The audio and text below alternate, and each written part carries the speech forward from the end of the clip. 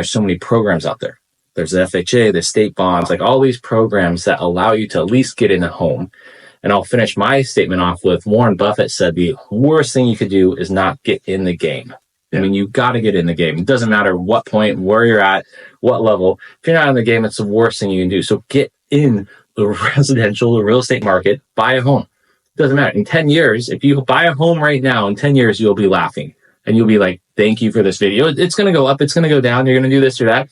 As long as you can make the payment and don't miss the payment, you're fine. Don't overextend yourself. Don't go house poor, but just get in the home. And then down the road in a few years, I can teach you to refinance, or in a year, or whenever the rates go down, refinance. And then from there, you'll start building up equity and you'll start putting a rental into a home. It's just, I can go on and on about this, but yeah, and I'm not an expert in the different avenues that you could use that money with the home that you own to better your financial status. Oh, yes. But I mean, there's some people that say, don't refinance your house, do this other thing that essentially uses HELOC.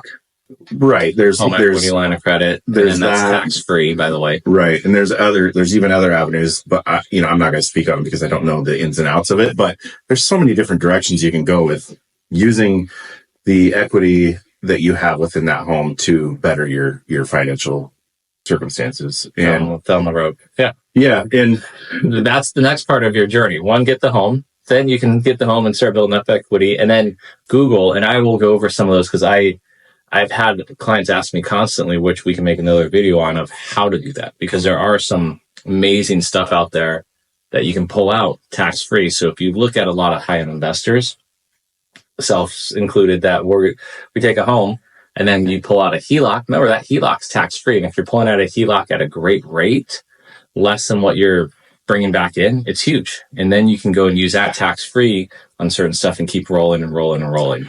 Yeah. And if you bought a house in like late 2019, 2020, even 2021, and you have those low interest rates of like 2-3%, 2.5%, 3%, yeah, you probably shouldn't be selling that house. You should probably be renting it. Yeah.